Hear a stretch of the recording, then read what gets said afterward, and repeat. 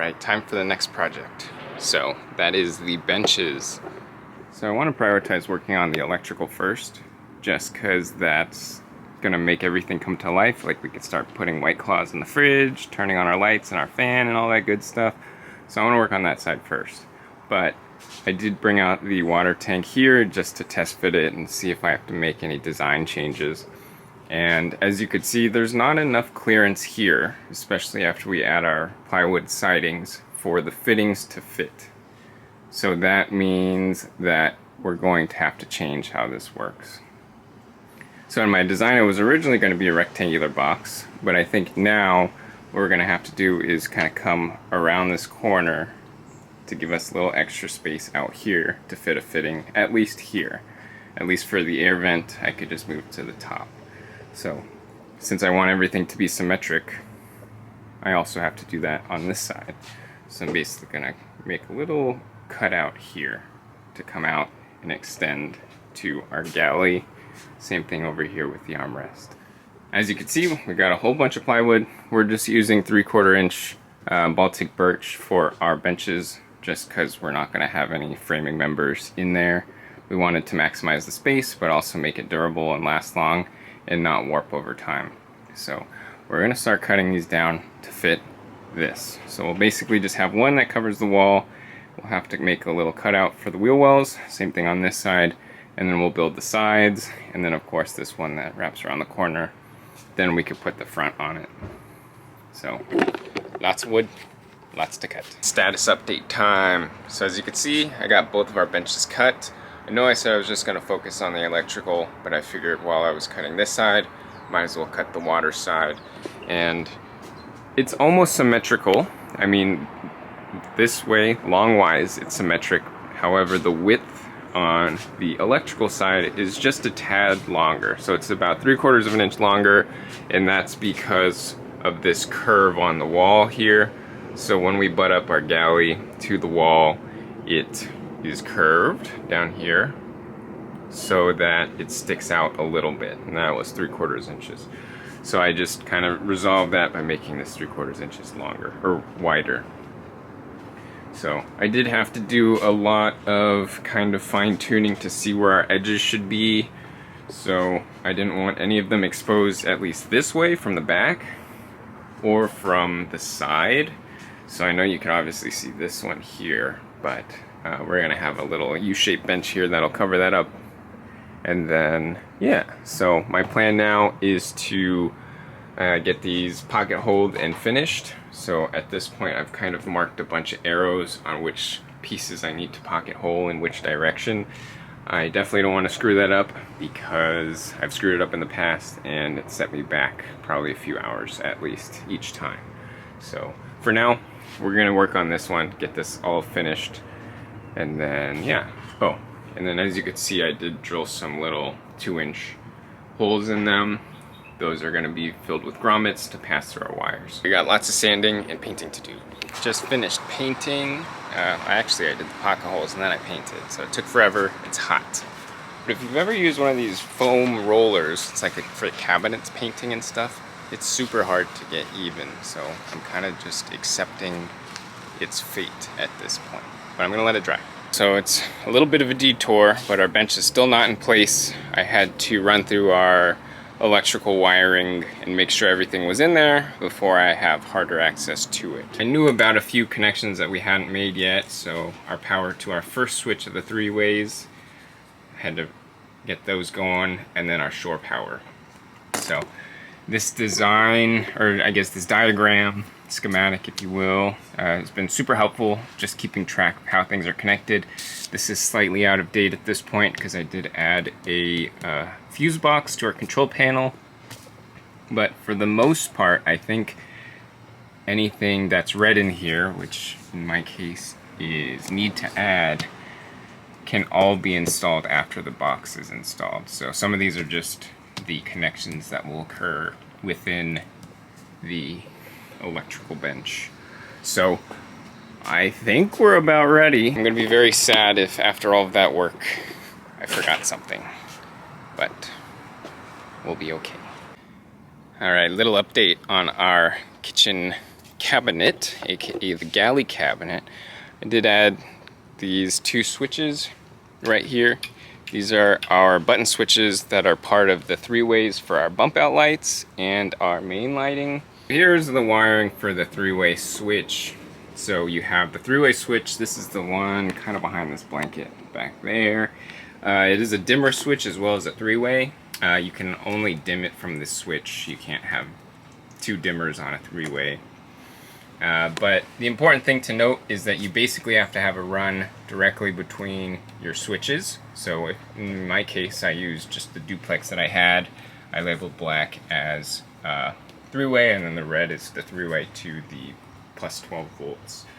So the important other thing to note is that it's kind of like a loop. So you send your plus all the way through all of your devices, and then your negative basically goes at the end from the light to the battery or a common ground that you have. So just keep note of that. Alright, everything checks out. We're gonna close it up. Nerve-wracking, but let's do it. This is our pro tip. Before you close up the walls, get some tapes down just so you can see where all of your framing is. And then you can look back at this video or whatever and see how high something goes or how wide something is. As you can see, the bench is out, and that's because I forgot to wire something.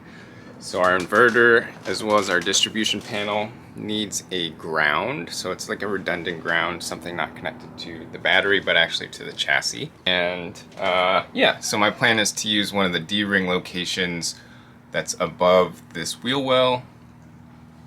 And as you can see, I cut a hole, and now I'm gonna go at it with this little wire brush attachment on my Dremel to get it down to bare metal, so there's good connection. And for that chassis ground, I'm just going to be using this 4-gauge wire. It's what we had for our DC to DC charger, but I knew I had some excess already, so I just snipped it and took it from that instead of having to buy it. So I think our inverter requires 6 to 8 gauge for the chassis ground, and then our distribution box, I think it's like 8 or something like that. So this should be more than enough, and we can attach to it for other purposes as well.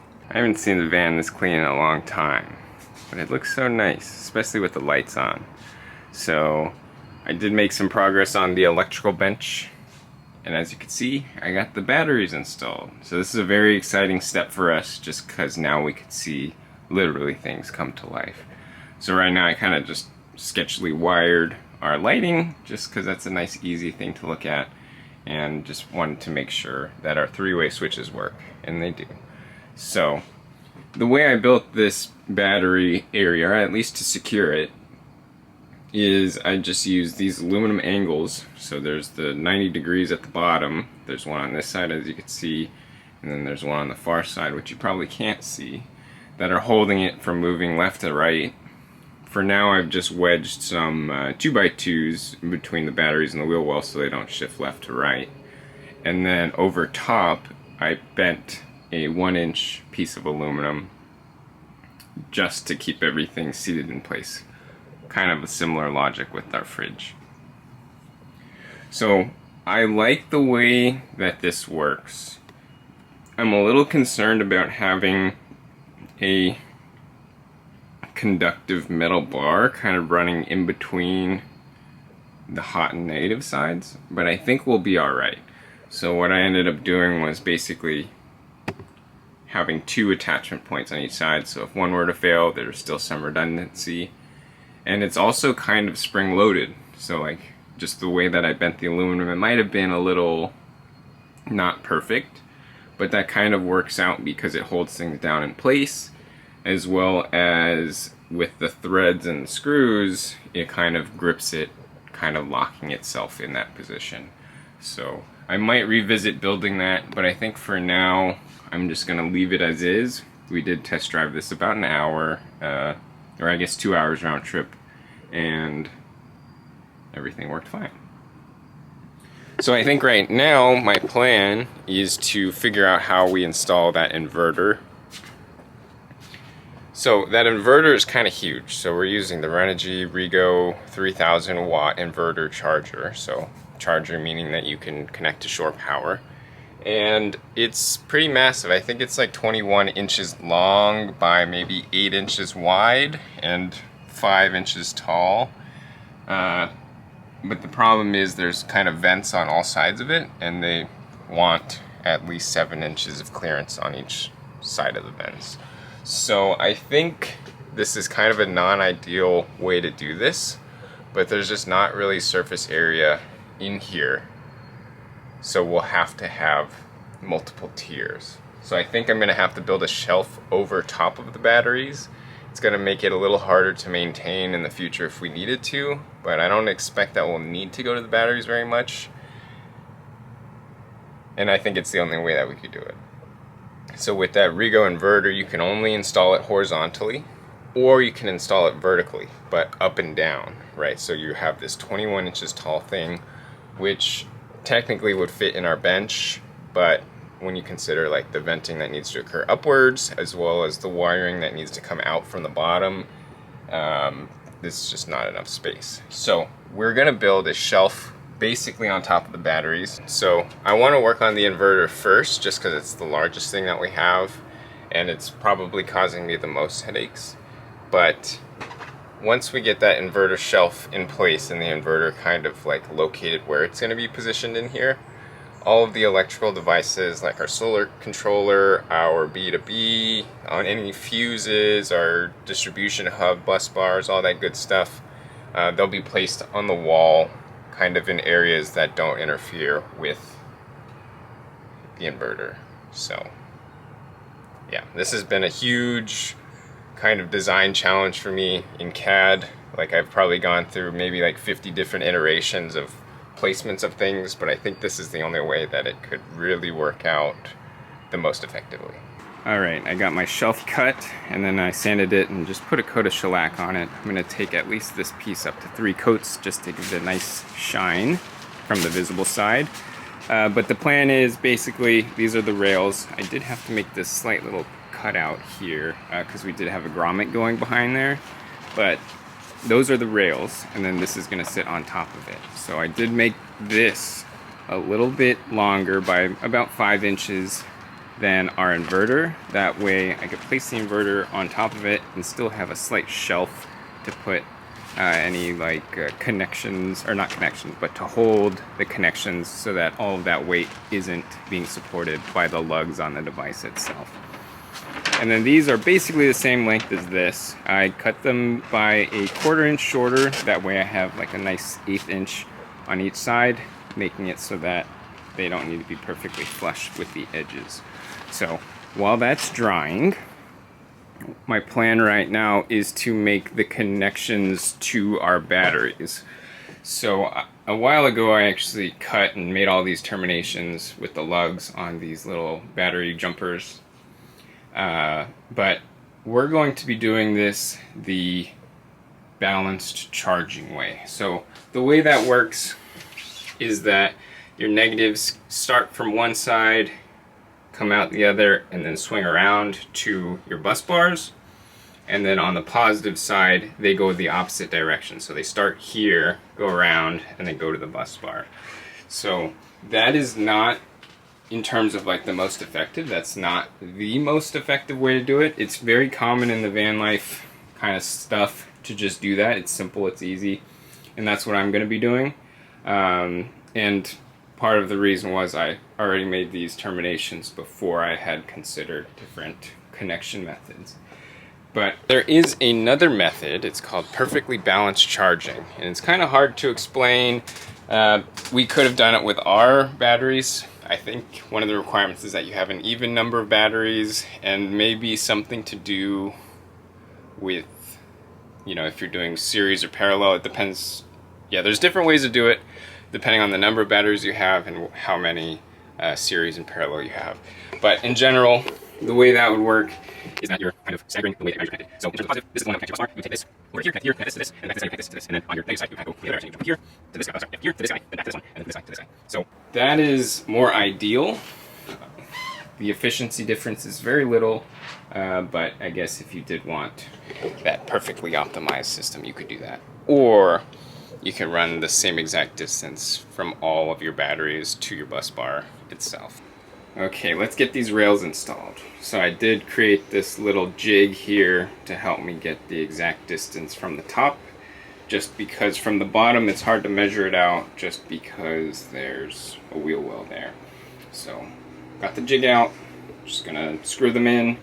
These are all countersunk, ready to be screwed into a box. So let's do it. Okay, it is installed. Oop, feet pick. But as you can see, I'm standing on it, I'm jumping around, and it's very solid. No flex, no creaks, no nothing. That might have been a bad idea because now I can see my footprints in the reflection. But it's nice and sturdy. I really want to install the inverter now, but I think we should wait just because there's actually more cuts that I need to do, and I don't want to get everything all dusty. But I'm waiting for my Amazon package to come in, and what we're going to be installing whenever they come in is we got a vent over here in the rear. It'll have like a nice little thermostat that'll kind of trigger the fan speed and make it go faster or slower depending on how hot it is in there. And then we'll have the intake over here. So they're actually floor vents, or I guess at least this one's a floor vent. So they call it a floor register. I think it's 4 by 10 inches, so it'll fit this area nicely. And then on the intake side, you have the grill. So that's a vent grill, which is the intake. The register is the output. So overall, our airflow is going to be coming in from the center of the van, through the box, and out. I think that's a good way to circulate the air throughout this. And I guess if the AC is running on the vehicle itself, it'll get sucked in and blown out. So, and I think for the most part, all of our devices kind of have that same concept. So our inverter will kind of push air towards the back too. So everything should be nice and circulated. All right, Big Daddy Bezos came and personally hand delivered us our packages so I can show you what we're working with. So as mentioned, I ordered a register and a grill for our bench. And I'll tell you kind of the decision making that I went for both of these. So they're both 4 by 10. Well, their cutouts are 4 by 10. And for our grill, I just wanted something that's surface mounted. I didn't want anything protruding into the interior of our bench just because that wastes valuable space. So this will just be surface mounted to the wall. And here we have the register. So this is the AC Infinity AirTap T4. It's kind of got a little computer in there and an LCD display showing you things like your temperature, and it can also kind of control the fan speed based on how hot it is. So this is going to be our exhaust out of the back. Now, one of the things that I was concerned about, and I didn't really see any resources online, was how it's powered.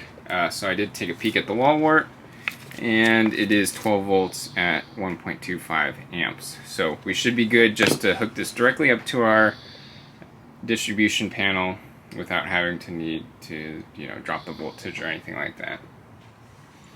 And so my plan is to basically make the cutouts, and then I'll have to modify this. Well, not modify, but I'm basically gonna steal this barrel connector off of here. I'll cut it, and then I'll solder it to my own splice of wire running to the distribution panel. That way I can connect the power to this female side of the barrel. And I think that's kind of beneficial instead of just soldering directly here, because that way you're not making permanent modifications to the unit itself. Holes went pretty smoothly. I still need to paint the edges there before I put the trim piece on. And then this one, since it kind of covers everything, I installed it. So we're looking good. So if you didn't want to be as extra as us, you could probably just do kind of a similar concept, but just use like PC, either 120 or 140 millimeter fans. This one looks like it has two 120 millimeter fans in there. So you can kind of reproduce this as you will. So I think next thing on the list is to get our inverter in here. So our inverter isn't probably the highest priority, but it's kind of huge and I don't want to ever have to move it because it weighs 60 pounds, which isn't too bad. but it's a little just unergonomic. It's just like this big metal box. So I'm just gonna set that on the shelf, and then we'll get that screwed down. And then our next project will be to get our little distribution panel in. So it's the WFCO or Artera something, but it combines AC and DC. So you'll have your AC breakers up to 50 amps. We're just going to use a 30 amp breaker, as well as your DC, all in the same nice little panel. Just wanted to comment on our electrical devices. So we pretty much went with entirely a Renogy line. This is the REGO inverter, but we pretty much got just the devices that were smart and could connect to our REGO hub that's in our controller. But yeah, we like the idea of having the ability to have everything in one console so that we can monitor everything and not have a bunch of doodads showing us different information.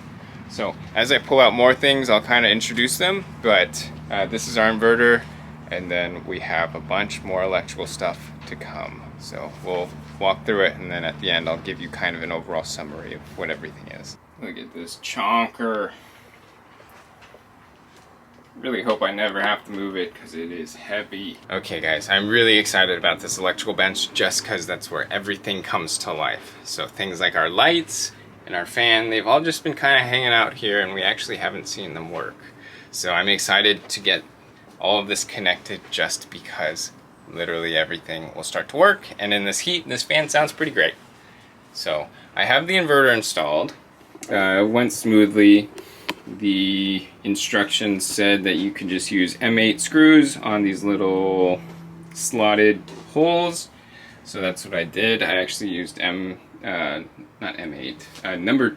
8, but I used number 10 screws with a washer just to hold everything down. It feels very solid. So as you can see, I have all of our other protective devices in line here. So they are in order, and I wanted to kind of describe the logic that we're going to be doing. So I do have a single line available. I'm not sure, maybe I'll pop it up on the screen. I'm not sure, maybe we'll write a blog post. But here's kind of the concept behind all of these good stuff. So most of these are protective devices. Some of them are just bus bars, and then yeah, this is a switch. So the first thing that we have here is a 400 amp class T fuse. So it's a little different than say an A&L fuse like these two, in that they're rated for higher ampacities, and they have the ability, or not the ability, but they can open up the circuit faster than your typical A&L fuse. So we have these class T fuses for our battery to our main disconnect, as well as our bus bar to our inverter, just because those are like the highest ampacity devices. So we have a 400 amp for our switch, because that's what our batteries can theoretically pull, as well as a 300 amp fuse for our inverter, because that is 3000 watts. So after the class T fuse, we have this main disconnect, or it's basically just a switch. So all that's doing is it's giving you the ability to turn off and on your entire system if you need to. So that could be in the event of some emergency, you could turn it off, or it could just be that you're going to Hawaii for a month. You could turn it off. Then after that, you have the bus bars. So your bus bars are kind of like the central hub that connects all of your devices, right? You don't want like 10 different devices connected directly to your battery. I mean, technically you could if you have a long enough screw or bolt, but the bus bar is the central hub. So all of your devices, such as your inverter, your battery to battery charger, and your solar controller, all connect to that dude. Then after that, as I mentioned, we have another fuse, class T fuse for the inverter, 300 amps. Then our battery to battery, we have an 80 amp one. So for a battery to battery, you want fuses on both sides. So one's protecting your house battery, right? So like in here, and then the other one's protecting your vehicle battery. But I only have one shown here. I actually have another one sitting in a box somewhere, but we're only using one of these because we are using a circuit breaker kind of by the driver's side pedestal. So if you haven't seen our battery to battery pre-wiring video, go check it out. We'll leave a link. And then of course the solar controller.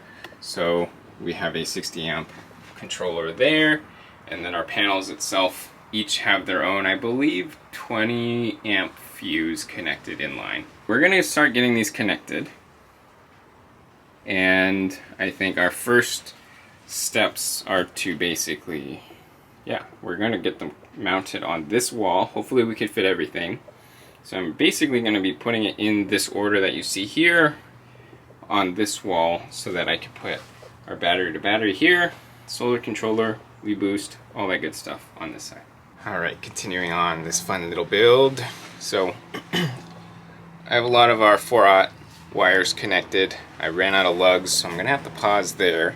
But our inverter is connected as far as the supply goes.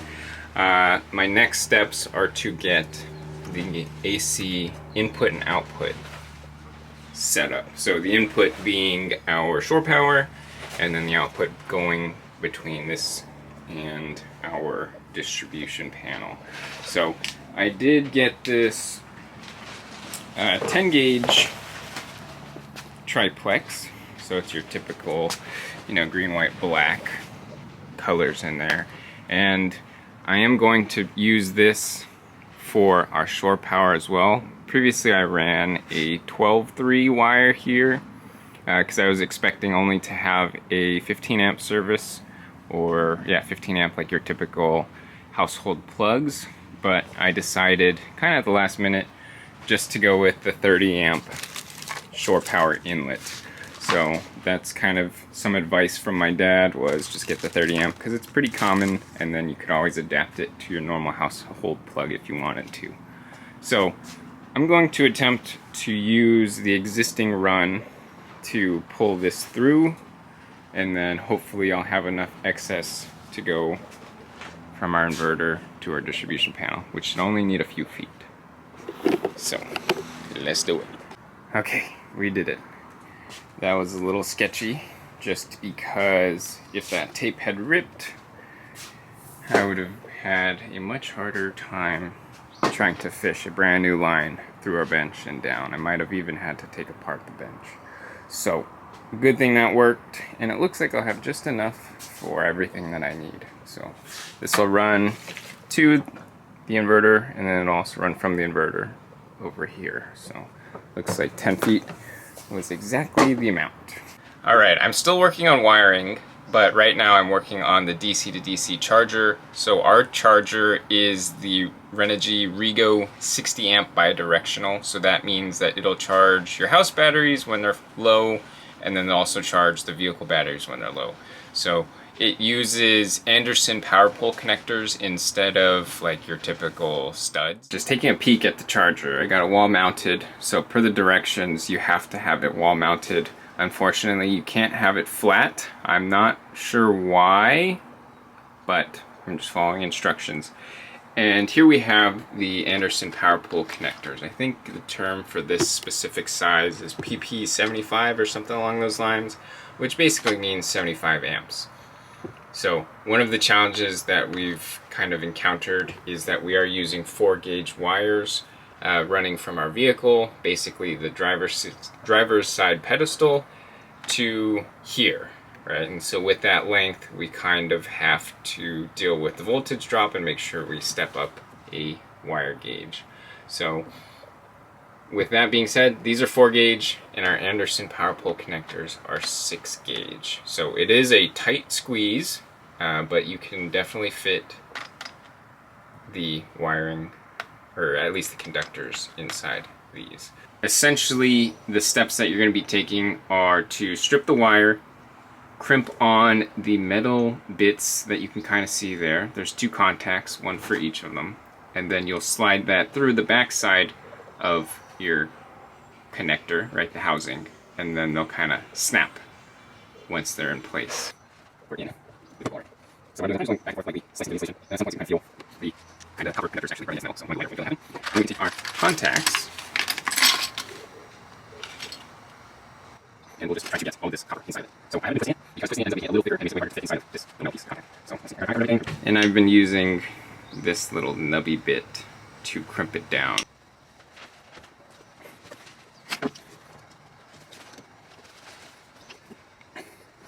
There's one, there's two. So there you have it. There's 3 crimps on there. It's not going anywhere. Give it a tug test, of course. So then from there you can grab your housing. So since we're working on the negative side, one side of this contact has a very sharp edge. I'm gonna pull this one up. So see how this is like basically squared right here. So that part will ultimately go through the back of this and snip or clip onto the metal piece right there. So it's kind of spring loaded, so once it goes into place it'll be locked in there. There we go. There you go. See, it's in there, it's not going anywhere. And then, yeah, so we'll repeat the process for this and then we'll jump to the future. And there we go. There we go. Ta-da! So with that, our DC charger is all wired up. Oh, and of course here's the ignition line. So, nice. Alright, so now that our B2B is wired up, our next task is the solar controller. So this is another Renogy unit. We went with this just because it's within the same suite as the REGO. So you'll be able to use Bluetooth with this and it'll communicate with your central hub. This is very simple to wire up. You obviously have your leads from your solar panels and then your battery connections too. So plus minus. And then optionally you have the potential to do, I think, 30 amps of load. So this will be 12 volt DC to any device that you connect there. But we're not going to be using that because we have our own distribution panel.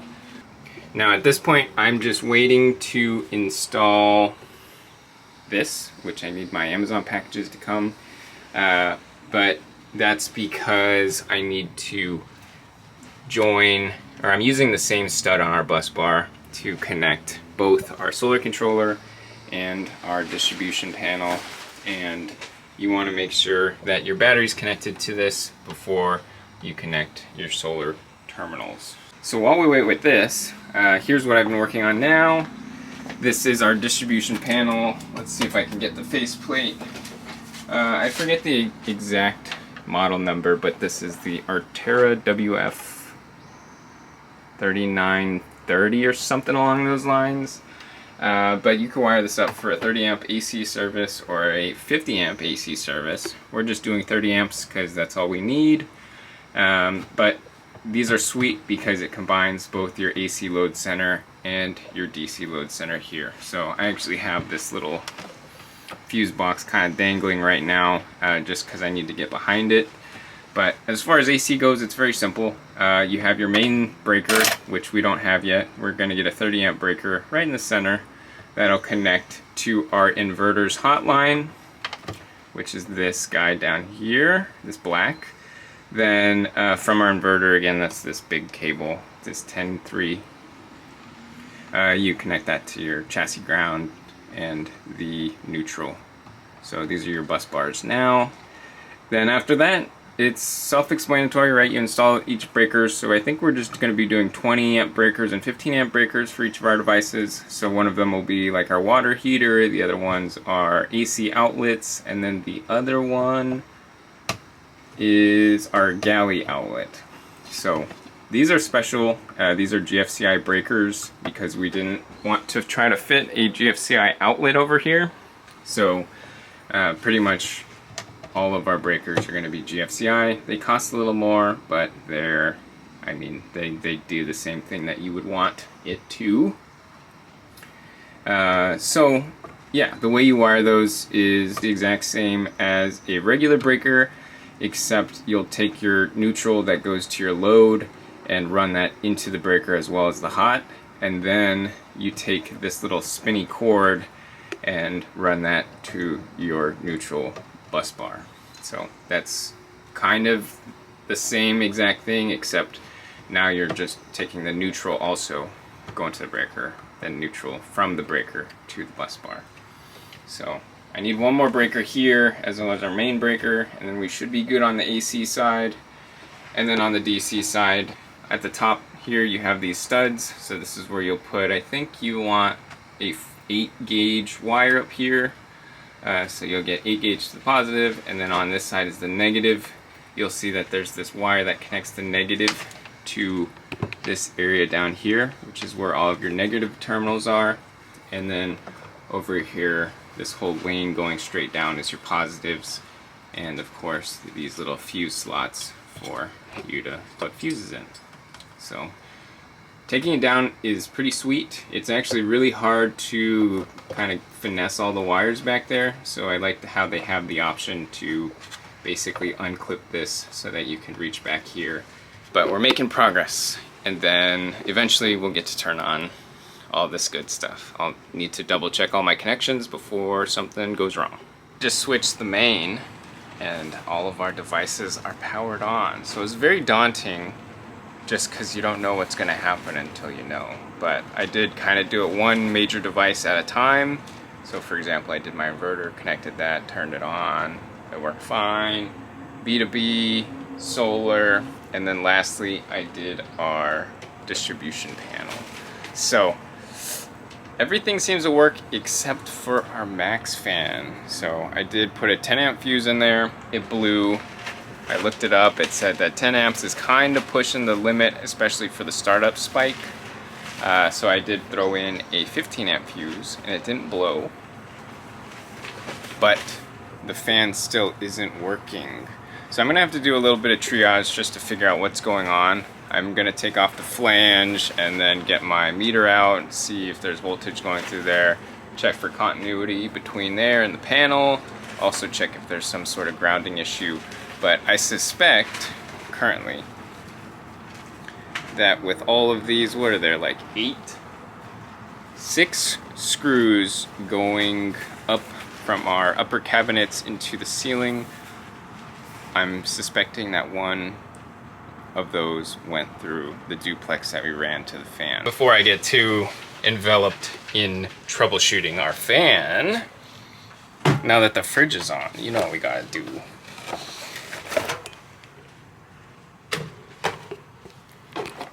You know what they say,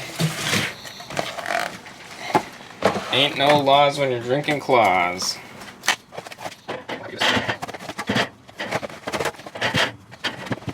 So really I'm only doing this so that whenever we drive, these little metal pieces don't rattle.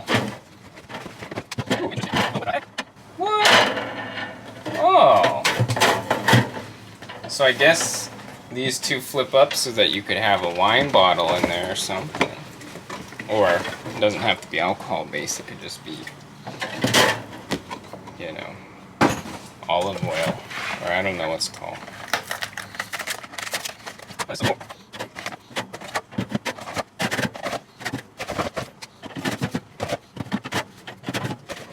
So our fridge is deep enough where you could fit 2 deep of White Claws. So you know how they do banana for scale? This is White Claw for scale. Okay, so if that was, so I drank 2, so that would have been 22 White Claws right there. So by my math, if we're 7 wide, can we fit another one here? Oh my gosh. Okay. So 21, 42 on the front row. We could do another 42 up here, so that's 84. Let's conservatively say this is a 2-rower, so that's another 28. So 82 plus 28 is 110 for this whole volume. I think we could sneak maybe 6 up here. So I lost track of the math. But I think this is a solid, like, almost 150 White Claws. Conservatively. Alright, so we got the fan working. I ended up taking off the trim plate, as well as the little filter piece, so that I could get to the wires here. I was originally planning to get to the circuit board, but that was a little too much effort. But I ended up splicing the wires here. I cut them off, and then I tested my battery, or the line side.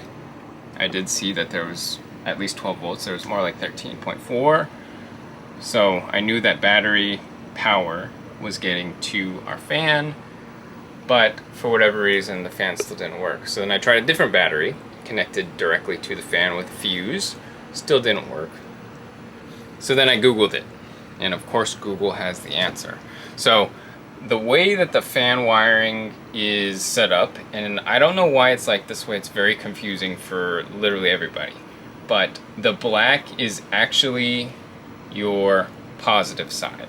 So don't just assume that's your negative. And then the white is your ground side. So I don't know why it's like that. It literally makes no sense to me. And I mean, even then, like, you would probably, like, why aren't they just red and black, right? You would almost assume that this is a neutral and hot side of an AC if you didn't know better. But we got it figured out. So at least now that I've stripped them, I did put on the spade connectors so that if we ever needed to replace the fan, we could just basically hot swap it. And it'll be prepared for whenever that breaks. So I'm happy that everything is working as expected now. So I'm gonna get this button back up, and then I gotta get the fuse cover back on. And yeah, good stuff.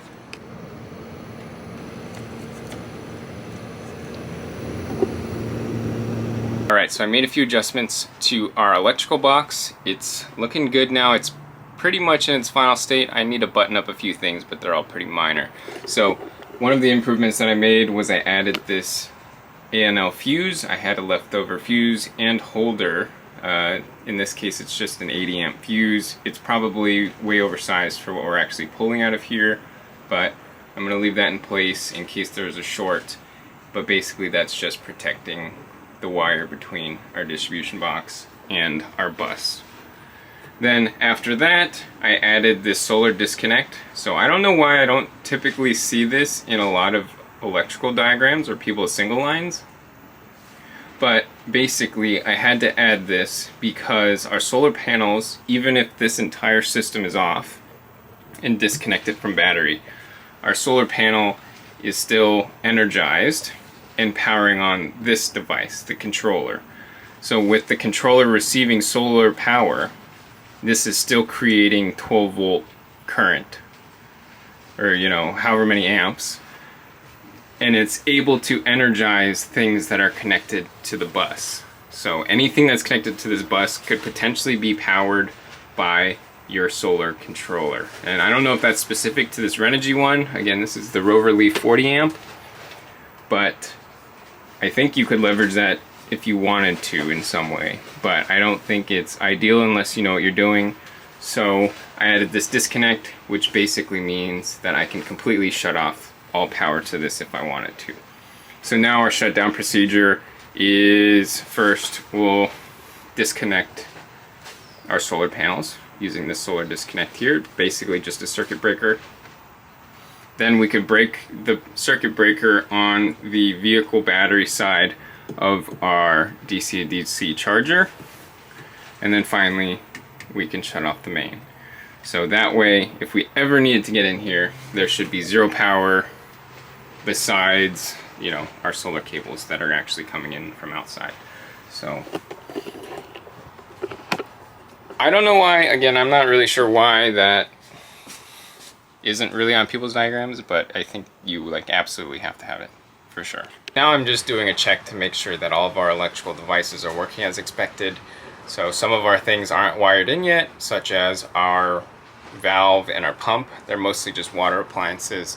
But I didn't see any shorts occurring, so they're all fused and they're just have kind of an idle line running somewhere, or I guess it is energized, but it's not connected to a device. So I'm just going through our control panel for now, seeing that, for example, our Renogy hub has power to it. I've actually also connected to some of our devices, such as our B2B, our inverter, and our solar controller. So that's pretty sweet. It's cool that you can see kind of all of your inputs and outputs. For example, we're producing 234 watts out of our 400 watt solar panels on the roof. Our sea level, we haven't hooked up the sender units yet, So when I push the fresh button to check the tank level, it's showing that it's open, which is expected. Then we have the inverter remote. So in my previous video, I did kind of outline how I've reduced the footprint of the standard Renogy remote with this little button. So I did end up realizing that I switched the normally open and normally closed positions. So for now, when the button's actually pressed in, that's off. And then when the button is out is when it's on. So it's a little frustrating, but I don't think I'm gonna worry about fixing that just because it is what it is. But when I do turn it on, you'll see that the light still turns on, and yeah, basically giving me feedback that the unit did power on. Next is our WeBoost and K9000 antenna tilt motor. So this works as expected. I have the relay running to the devices, so now in the up position, the WeBoost is on and the antenna tilt is up. Then in the down position, the WeBoost is on and the tilt is down. And then in the center position, everything's just powered off. So our valve, at least for this switch position, isn't plugged in yet, but we are receiving power just because there's a little light. This is a empty slot, so that'll be something that we add later if we wanted to. Our shower light is powered on. You can kind of see it there. I'll flip it over here. Whoop, whoop. And then our AC water heater does power on. So actually I don't have the inverter on, but we'll turn it on. Oh, I can show you the light.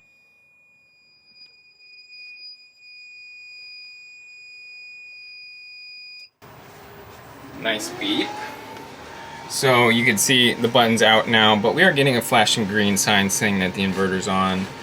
And now when I press the switch, you'll see that that red light came on.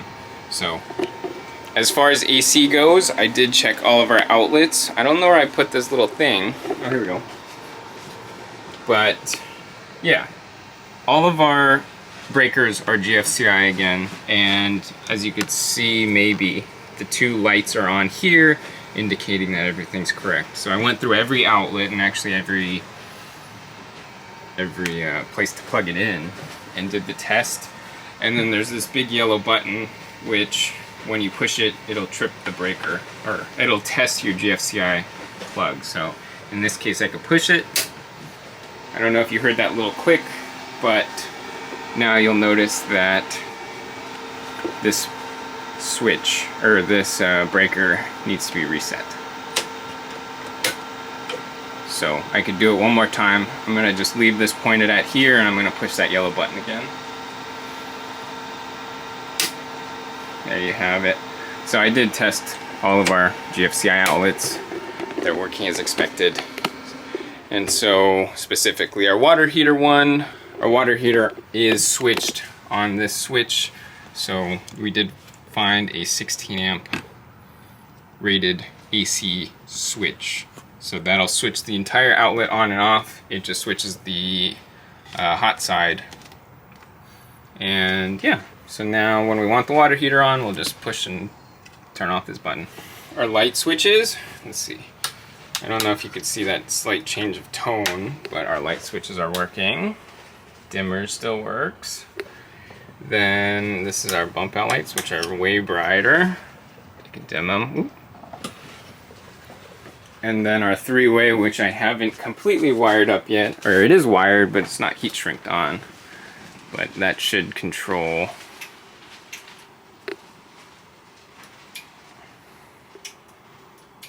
some of the lights. I think at this point our electrical bench is pretty much done. There's still a few touch-up things that I need to do, like adding our little vent cover here. So I am reconsidering what I previously purchased. I'm thinking about getting something with a filter instead of just having it open. A van is a very dusty environment, and of course we have a little princess doggo running around with a lot of hair. So gonna try to find one with a filter that'll fit there, and then of course we need to add the cover that'll form the bench. So I don't think we're gonna do that in this video, but overall, seeing the electrical come to life is very exciting. We've had a lot of devices just kind of stored away or mounted without being able to use them, and now we can. So now we actually can use our lights, which is great. But yeah, I think the electrical bench is probably the funnest part of the build, at least in my opinion. It was definitely one of the things that I was most looking forward to, just because not only do you get to see everything come to life, but I think it's just a very interesting thing to do. So, of course, do a lot of research on this, go through it very methodically, because especially for these high current systems, it is very dangerous. So do your own research, be careful about it, and yeah. So with that, I think we're going to call our video there. If you like this video, give us a thumbs up, helps us out a lot. Leave a comment if you have any questions for us. Of course, I'm not an electrical engineer, but I will try to help where I can. And then if you want to see the rest of our adventures and our journeys building this van, and also just traveling around, which will be very soon, subscribe and check out the rest of our stuff. So we'll see you on the next one.